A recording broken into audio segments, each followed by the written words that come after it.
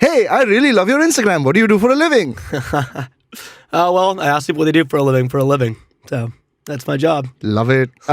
Please extend a storyteller's welcome to Daniel Mack, a guy who asks people in fancy cars what they do for a living. I think it's safe to assume you like cars.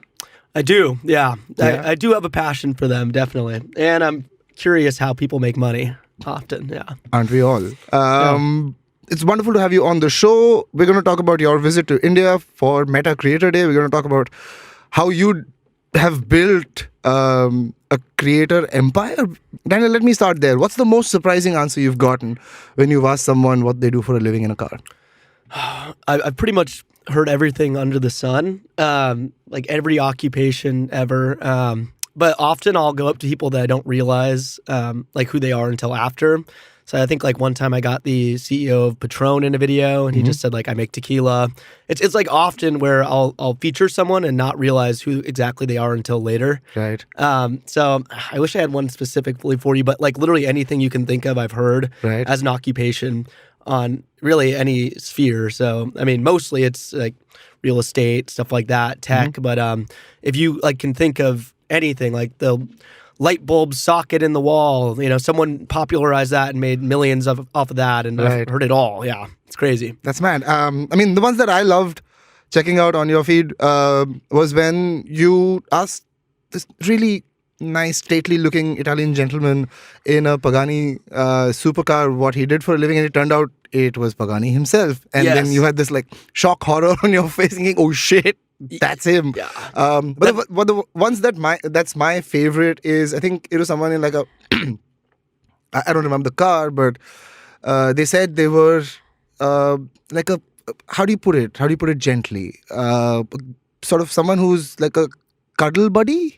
Oh, yes. Yeah, Yes. someone who is a professional cuddler. I think that's what it was. Yeah, it was this girl at a gas station. That's a good one, yeah. And it's a thing that like arose during the pandemic. Right. People like will pay, I think she said $300 an hour to be cuddled, like platonically, like, or at least they say, and you just pay $300 for like, you go in there and they cuddle you. It's like some weird thing. That was really strange. But apparently there's like a market for it that like arose recently because people have been more lonely. I don't know. It's strange. Yeah. I mean, it just shows. I mean, what I love about your content is how it really shows you a cross section of American society, and that's what's really deep about it. If you really think about it, and that's my job. I think about content a lot. So, but what I really like about it, the fun aspect of it, is how you just walk up to people, or at least it seems like you just walk up to people and ask them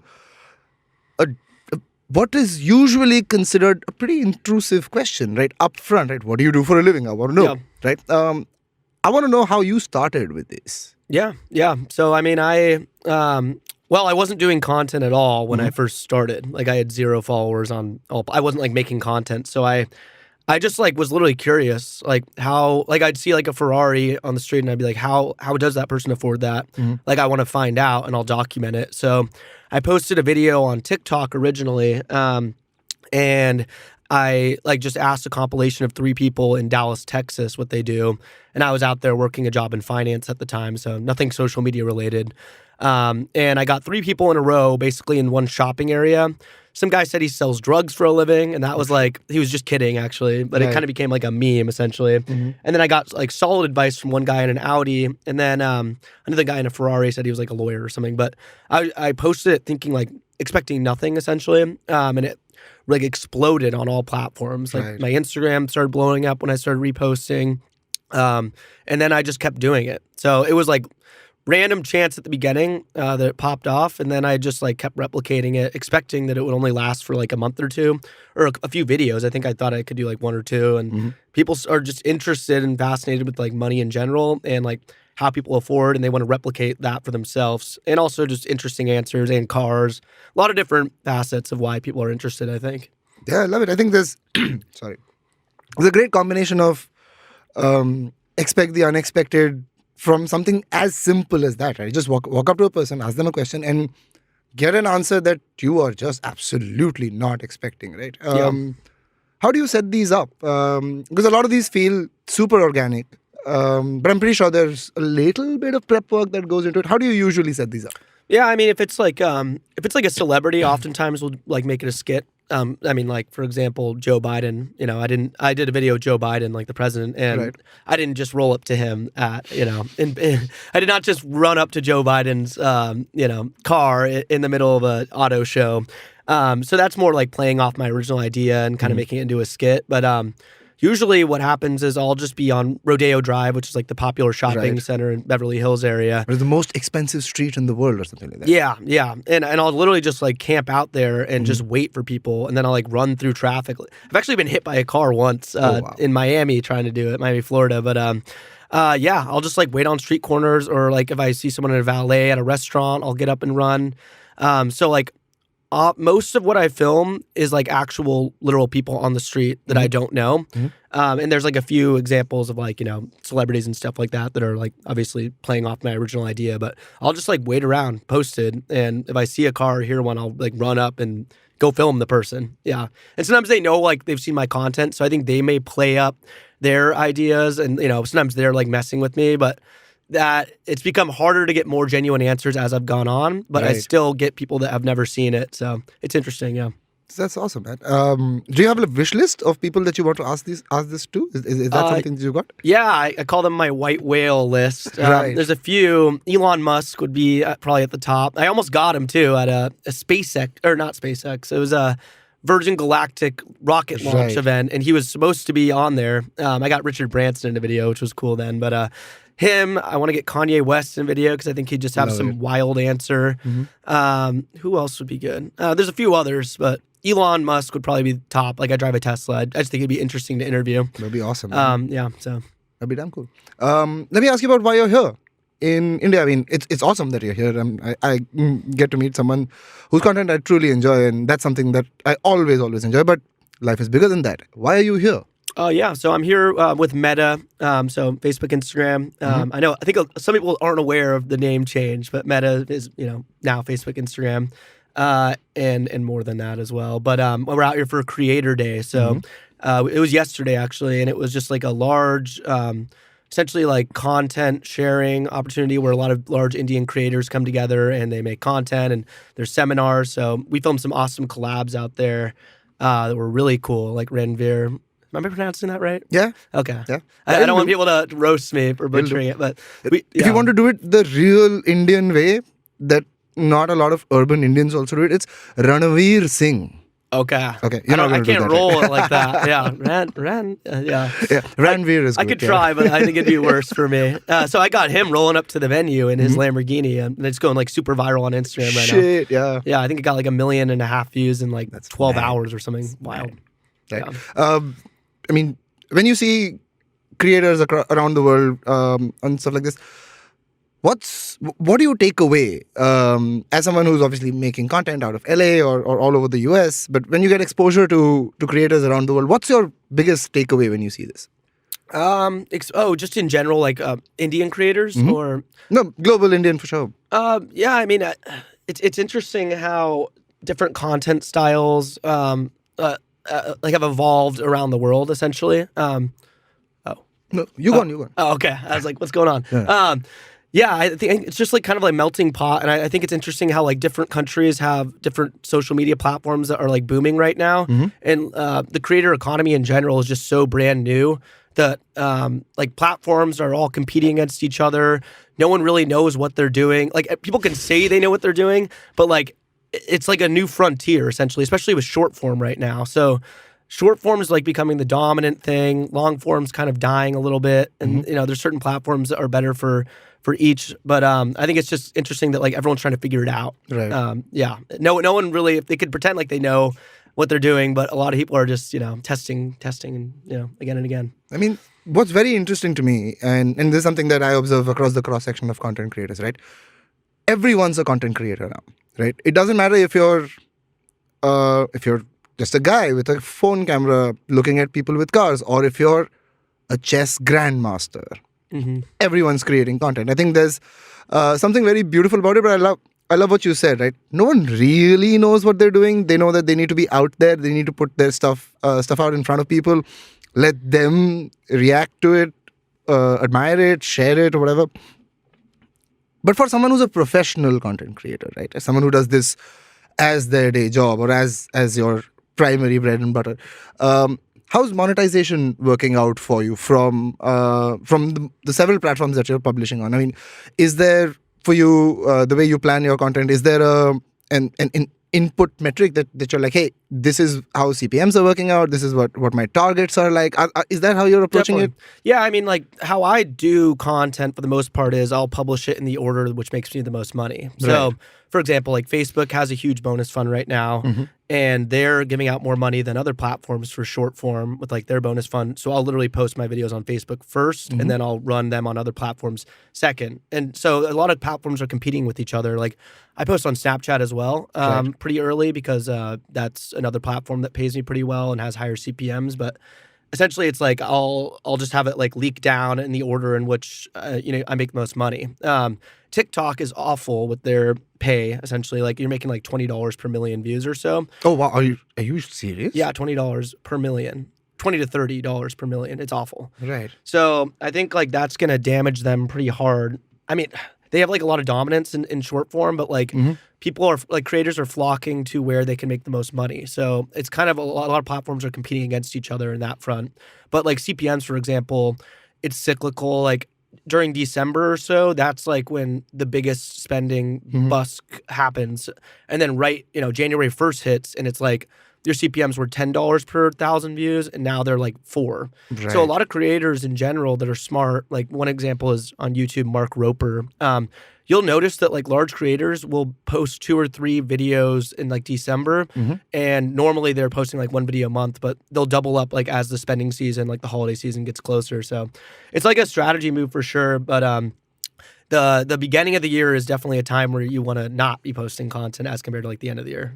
That's super insightful, man. I think when you compare that to creators in India, and I speak to a bunch of them, we're still in the space where people are trying to grow their audiences. They're posting maybe 2 videos a week, that kind of cadence, and continuing to post that, so that consistency is sort of gaming the algorithm and making sure they're still growing per month with audiences. But that's a very mature way of looking at content. You're looking at it from a supply and demand point of view, where the moment there's higher demand or higher supply of money, or you're putting your content in there. That's super interesting. Let me ask you this, right?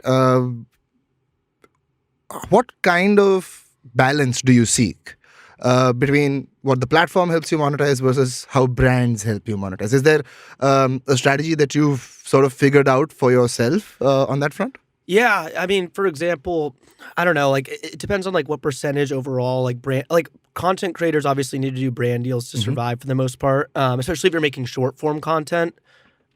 Like I said, like platforms like Facebook and stuff like that with larger funds, like you could hypothetically just do short form only. But like back in the day, it was like you had to make long form content and get ad revenue on that to be able to like actually make money, unless you're doing brand deals. So I think it's like important on some platforms where there's not as much of a monetary incentive to still build it up, because you can package deals together. So like, for example, say some brand wants to work with me, rather than saying like, hey, you pay me for just this one platform, you can do like a bundle and be like, hey, I'm going to post it on like all of these platforms together, because you're still doing the same amount of work. Like you're still making the advertisement. So you might as well have I call it like platform dominance. That's like what I've been trying to do is some creators will go in there and they'll only work on like one platform, like just TikTok, for example, and they won't repurpose their content for other platforms, which I think is super stupid because you're already doing the work. Right. Why not? So like I try to do all platforms I can. But obviously, in the order in which makes the most money. But yeah, brand deals, I like to package them together if you can. I think everyone should try and get on all platforms. Definitely. Yeah. Definitely. We're going to go into a quick break.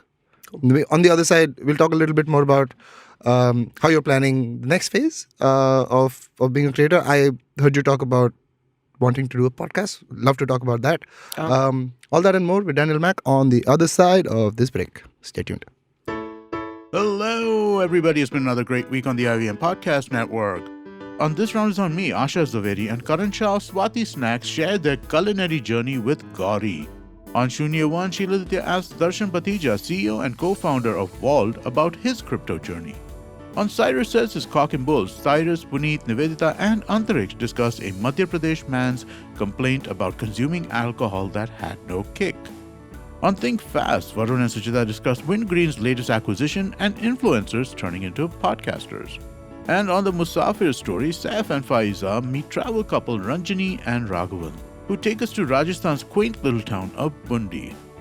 Do follow us on social media. We're IVM Podcast on Twitter, Facebook, Instagram, and LinkedIn. On LinkedIn, we've been doing a series of profiles of people within the office, so do check that out for sure. And remember, if you're enjoying this show or any of our other shows for that matter, please do tell a friend. Also, don't forget to rate us on any platforms you're listening on. And you can also check us out on YouTube. We have a page on our website, ivmpodcast.com/YouTube, with a list of all our channels. We're also doing a small listener survey to better understand how you, the listener, responds to the advertising on our network. And also, we just want to know a little bit more about you. We would really appreciate it if you could spare a few minutes to fill it out. It will really help us build some better shows for you. And finally, we'd like to thank our sponsors on the network this week, SBI Life Insurance and Jupiter, a digital banking app. And we're back. We're talking to Daniel Mack on Storytellers and Storysellers. I'm Vineet Kanabar. Before the break, we talked about how Daniel started, what his strat is for monetization. I want to ask you, Daniel, when you're building for the future, right? You've got like a very clear set of content that you're doing. I think what really works is the repeatability, the fact that people know what to expect, yet there's something unexpected in there. But as a creator, there's always, the desire to do more, to try and experiment. How do you balance that out? What are your plans for that? Yeah, I mean, similar to what you're doing here, I personally would like to get a podcast going. Mm-hmm. And I think I would do it in a couple different ways. I mean, like I'd love to use video formatting, getting like a long, for example, like what I'm trying to do is sit down with people and find out really like what they do for a living in a way that I can't do in like a minute clip. Right. So I want to sit down and like really sit down like with someone that's prominent and go, hey, like what do you do for a living? Like how did you get to where you're at? Because it's essentially what I'm trying to do in short form, but you can't dive into like the specifics in such a short period of time. So I want to sit down with like, for example, some prominent, I don't know, scientist or something like that, film like a 45-minute podcast, trim up basically the best clips, put them on my short form platforms to essentially promote the podcast itself. And then on some platforms, I call it mid-form content, which is like around like, 4 to 7 minutes. Facebook is a good example of that. And people do it on YouTube as well. Plug that, and that's where you can really like monetize it with the video format. So I think there's 3 different ways I can sit down with people and like get content out of it. Long form, like podcast audio, and then mid form for like kind of the highlights of the episode, and then like short form to promote it with like minute clips. But I really want to do that because I think it's like the next step that would allow me to, be more relevant just in case the trend itself dies. Even though I keep saying that and it keeps going on for some reason, but I think that's all down to you, man. That's all down to you figuring out what the right programming really is. But I hope Saurabh is listening to the long form, mid form, short form thing. I'm joking. But I love what you said, right? I think it's a very authentic, natural extension of what your creator brand is, right? You started with that question, and then going deeper and making it more meaningful than just a short 1-minute clip is a very interesting strategy for sure. I want to ask you this because this is something that I ask all young Indian creators, and I feel like why should you be an exception? How did your parents take it when they saw this? I love talking about it. Because I'm just like, haha. Basically, like my parents, they're older. My dad's 72. My mom's 63 or 64. So like they like use social media, but they're not like, they're still like in a generation where obviously social media wasn't a thing, as most people are, but more so. And I was working a job in finance, and that's like what I wanted to do my whole life. And they were like, wow, he's out of the house. He has a stable job. We don't have to worry about him. He's paying his own everything. So like they thought I was like set and ready to go. And I graduated college, so I was like, all right. So then I start filming this like TikTok. It was my first video where I popped off originally. And like for a couple of months, it was all kind of like a joke to them. Like they thought it was cool, but like there was nothing that would be a career in it, even to myself. Right. But then I started joking around about it, and I'd be like, haha, I'm going to quit my job. And I was like kidding with myself. But in the back of my head, I was like, hey, maybe eventually this could be something that could take off. And then like 7 months or so, or 6 months down the line, I was like, Mom, I'm actually making more money now than my actual like day job.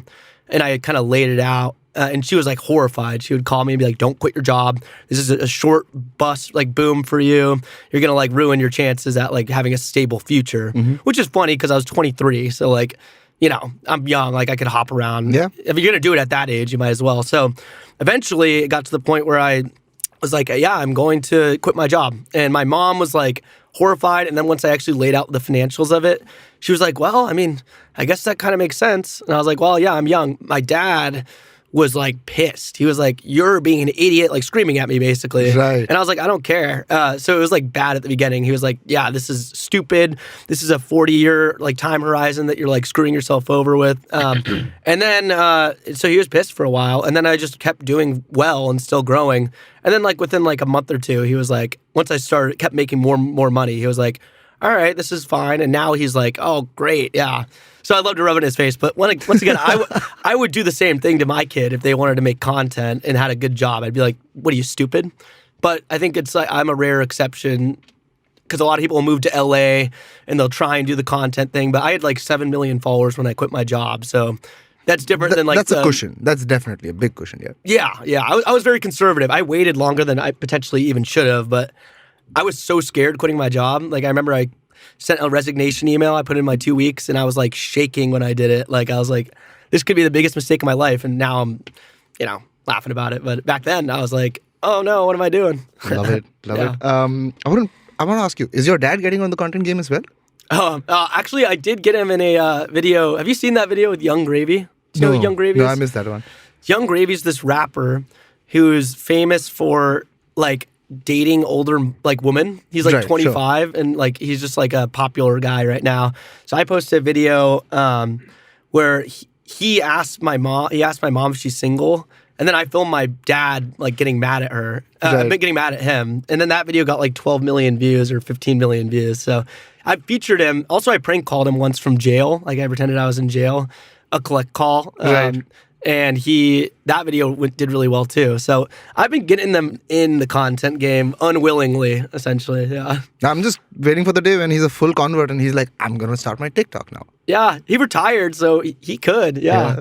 That'd be awesome, man. So let me ask you this, man. I mean, in India today, there are 80 million creators.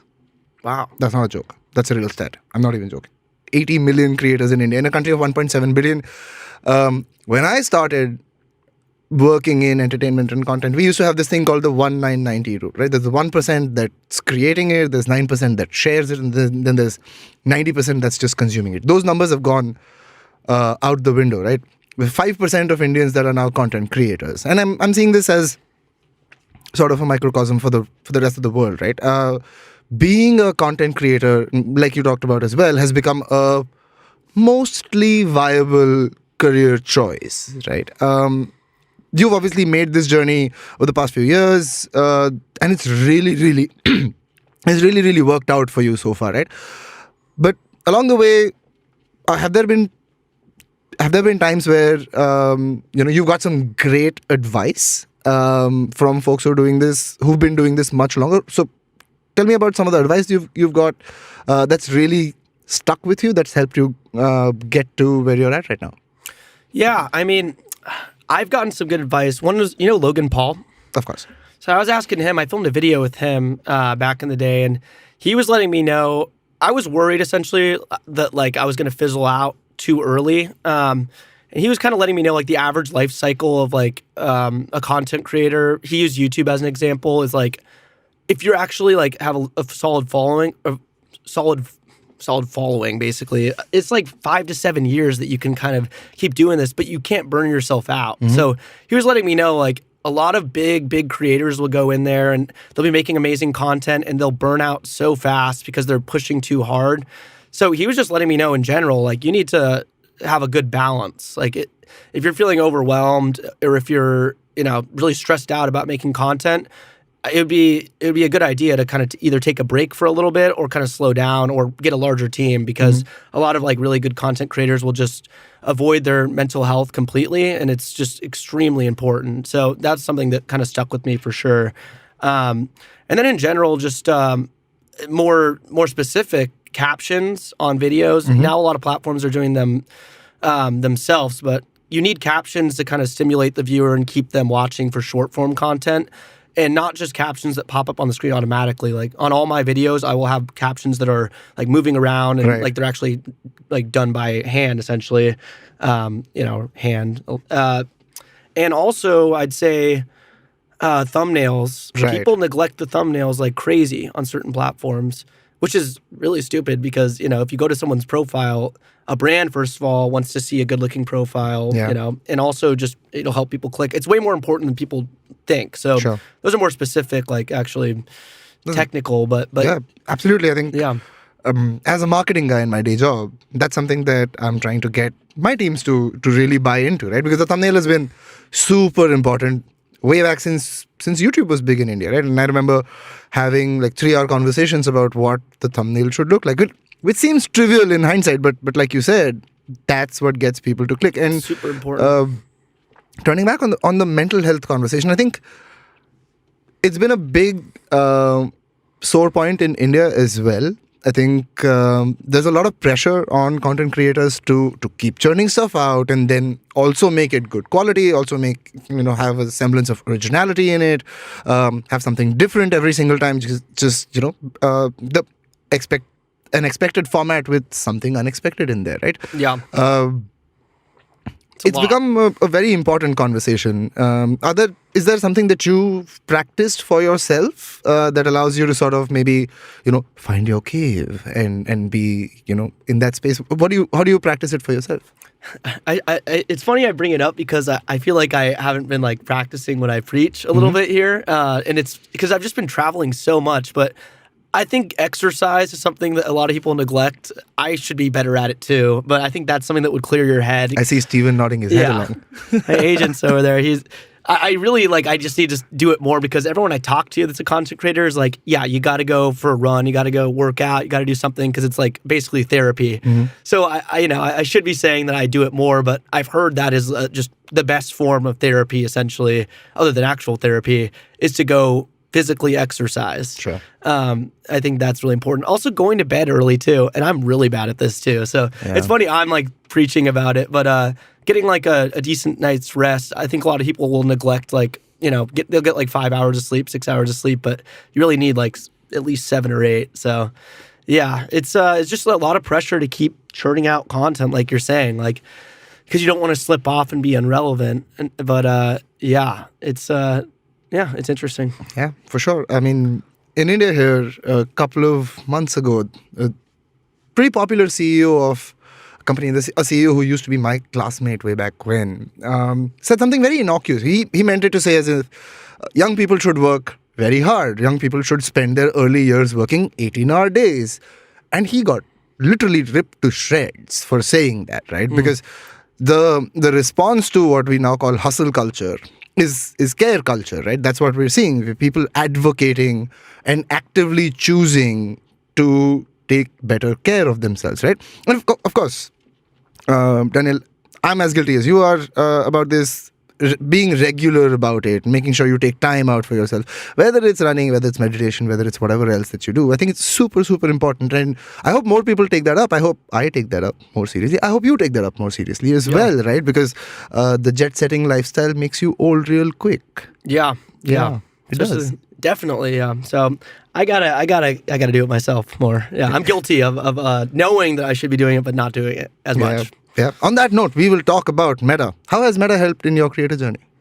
Meta has been an amazing way for me to post mid-form content and get a reach that I can't on other platforms. So, like on other platforms, like say I want to post I'll use YouTube as an example. If I want to post like a 4-minute video, I can have like a bunch of subscribers, but for some reason, whatever they have going with their algorithm does not allow for me to get reach that I can on Facebook, for example. Like I'll post like a compilation and the formatting is good for vertical. I'll film almost everything on vertical now. Horizontal is kind of dead in my opinion, other than if you film it and then you zoom in and you like basically shrink it down to a vertical scale. But it's allowed me to post and get lots of views on like 4 to 5 minute content, which I think is awesome.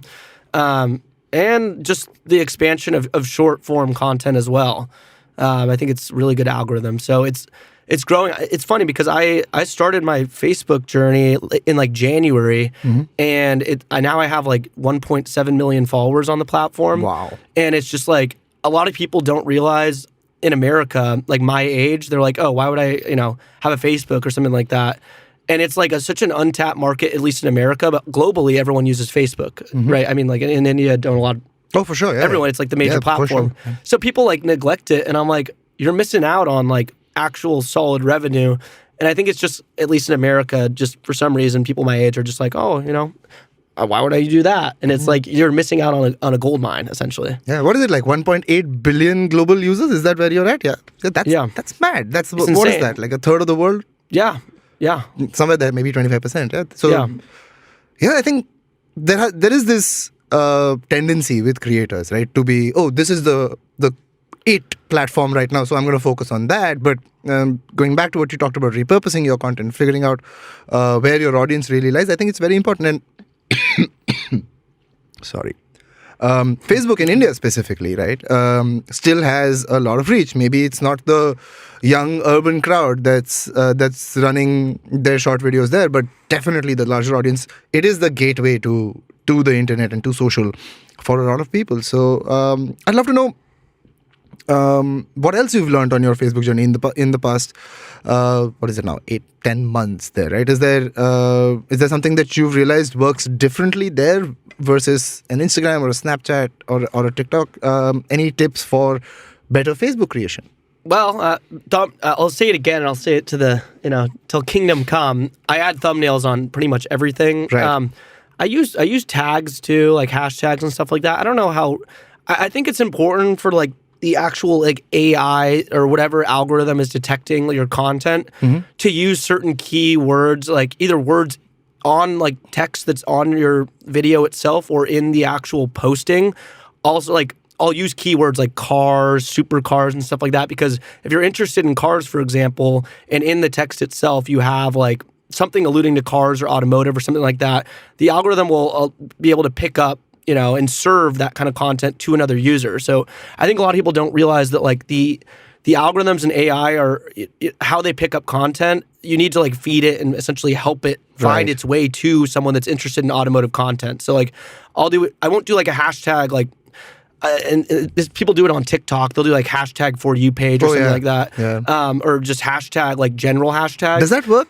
No, it doesn't that work. hashtag specifically, hashtag FYP or hashtag for you? The only reason people do it is because they think it makes a video trend, but really the reason, like, unless you're at the top of that hashtag, then no one's going to see it. So like you have to use, it's like SEO, like search engine optimization. You have to use like your content on any platform you're posting, tags that will actually like be registered with your general niche. And a lot of people just like will use tags that are super broad in general, and they're just completely missing the point. Back in the day, hashtags, maybe people would go on there and be like, hey, let's go take a look. But now you got to optimize and use your platforms as kind of like a search engine and really help the algorithm find its way to people. And a lot of people don't get it. And I'm just like, it's... No, I'm glad you said it with that much clarity, right? Because a lot of creators focus on the creation aspect of things, and then it's just like a hit and hope. Whereas there are tools for discoverability. There are very clear signals that you can give to the engine to surface your content in front of the right people. That'll then further lead to better shares, better engagement, etc. I think I'm glad you said it as clearly as you did. You have to tag it right. You've got to put the right thumbnails up there so that when it's put in front of someone, it's not something that they scroll past. I think in meta parlance, it's thumb stopping content, and that's where you need to get it right. I want to ask you this. I promise this is my last of the serious questions.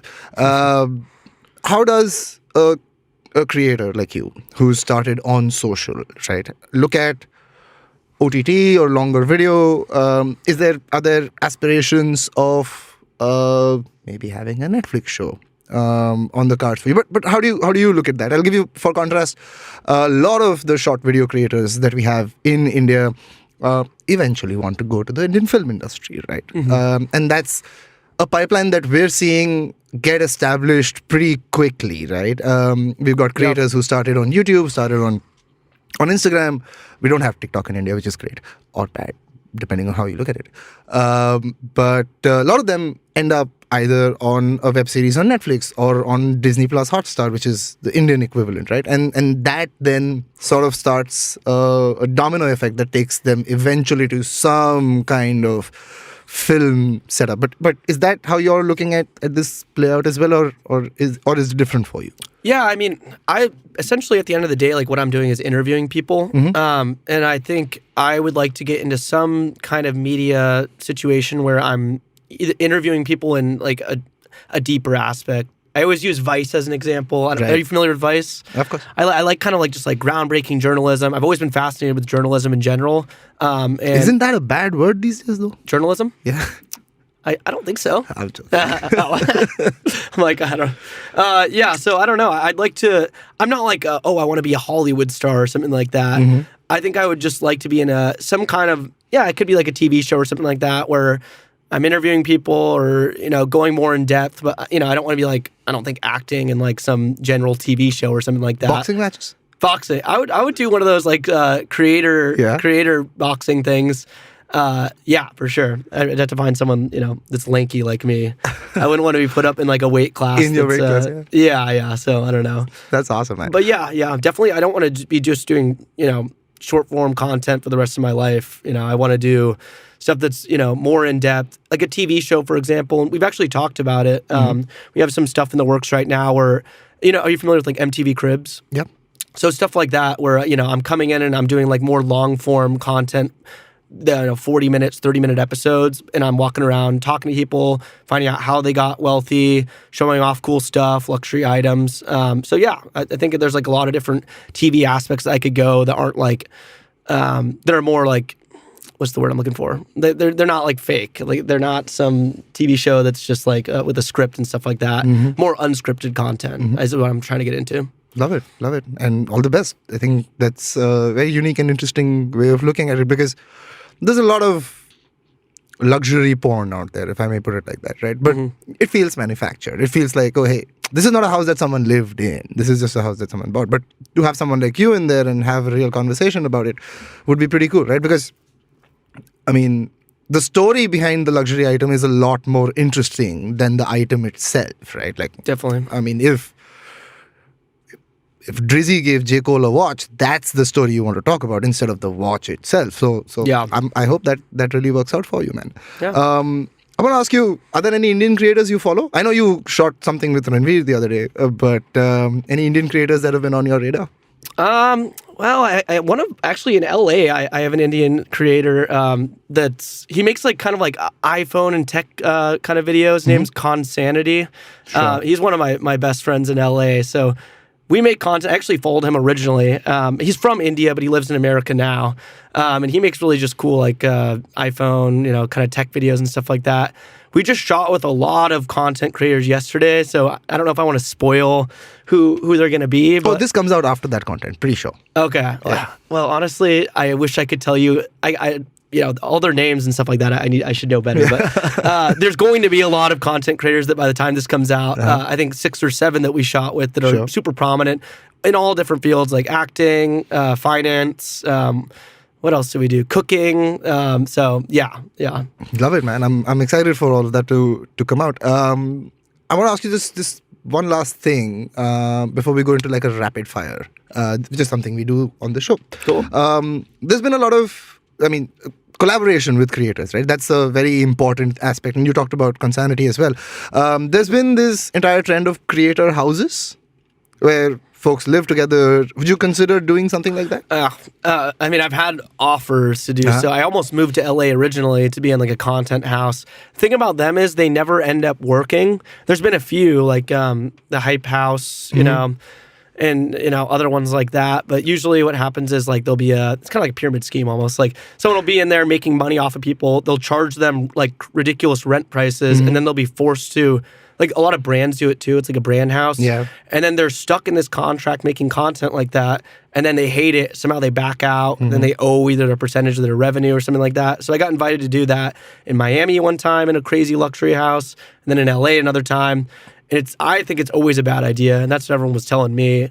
It depends on the style of content you make, though. Like, if I was like a girl that was doing like dancing videos and stuff like that, or some like, pretty boy, then, you could do little dances and stuff like that. But for me, that's like my version of hell, being in one of those stupid dancing houses with creators like that. I would hate that. No dancing videos from Daniel Mack, I'm guessing. No, there's only one dancing video, and it's with the To Touch an Emu guy. He's I don't know. You got to look him up, To Touch an Emu, but it's like a funny joke dance. That's the only video you'll ever see me dancing. I would never do that. I feel you. I feel you. I think if it were up to, if people were left to their devices, we were talking about this yesterday with one of the creators that I think dancing videos and those videos where you've got people playing two different characters and doing that POV shots, that would be like the hell circle of content creation at this point, right? I think so. But it does work. I think the examples that I've seen work for creator houses are especially on the gaming side of content, right? Oh, for sure. Collaborating, working together. That was the original concept when it happened out of Korea, when they put gaming houses together. And I know that some Indian gaming creators and teams have started putting that in. So maybe it's about that makes sense. Finding what works. Gaming because you're actually like doing an activity that you guys like need to be in the same place together for. Once again, I think it really does depend on the style of content you make. Yeah. For me, I'd just be like, I need to get out of here so I can go like film people on the street. Like, there's nothing I could really do because I'm just filming like strangers for the majority of my content. There's nothing I could like do to collab with other creators that my audience wouldn't just cringe at. They'd be like, this is awful. So yeah, but that's my opinion. Yeah, I'm your audience. I would cringe at that. Just saying, you got it right. All right, we've come to the last segment of this episode. We do a quick rapid fire, so you got to tell me the first answer that pops into your head. What's your favorite car? I really like Pagani's. I think it's funny that I interviewed the CEO and didn't know what his face looked like. Oh, this has to be rapid fire. Pagani's Honda R. Got it. No, you can tell us the story as well. Okay, that's fine. Okay. I'll keep it brief. Awesome. What's the one creator collab that's on your dream wish list right now? I want to get Mr. Beast in a video. Right. And I think it's going to happen. I'm gonna speak it into existence in the next years, guaranteed. Awesome. My last question to you is: where is sort of a dream location that you'd like to shoot content? Dubai, probably. Right. I think Dubai will happen for sure. I'm surprised it hasn't happened yet, just because it's like the hypercar capital. But I will be in Dubai. That's another thing that I can pretty much guarantee in the next year or so, because I don't know why I wouldn't be. Yeah, of course. You love cars. You make content. Dubai is the place to be. Yes. Right? Yes. Awesome. Last question. What are some other creators in the auto sort of space that you look up to, that you think are doing some awesome stuff? Most of them are all pretty cool. I have like no beef with any car people. There's a few, but pretty much for the most part, it's a good community. I like Daily Driven Exotics. They're my boys. They make mostly on YouTube. They're big on Facebook as well. I'm trying to think of my other favorite people. Tanner Fox is a really cool dude. He's more like skating and stuff like that, but he also does like stuff like that. I know I'm leaving out people. They're gonna be like mad if they hear this, but. Super Carboni, she was nice. Oh yeah, she's awesome. She's huge, yeah. She has like employees now, but she was really nice, and I did a video with her, so I'll throw her out there. Everyone's really nice in the car community. Like I have no problems with literally anyone. So I can confirm everyone's really nice in the car community. Daniel Mack, it's been a pleasure having you on the show. Thank you so much. I hope you had fun. Thank you. Yeah, I had a lot of fun. Thanks for having me. Awesome. That is it on this episode of Storytellers and Storysellers. Thank you for being on the show, Daniel. Thank you to the teams at Meta and IVM who helped put this show together. Shout out to Saurabh for being amazing as always. That's it from me. If you like the show, do that rating thing. Do it. Do it now. I'm waiting. Okay. Thanks. That's it. This is me, Vineet Kanabar, saying goodbye.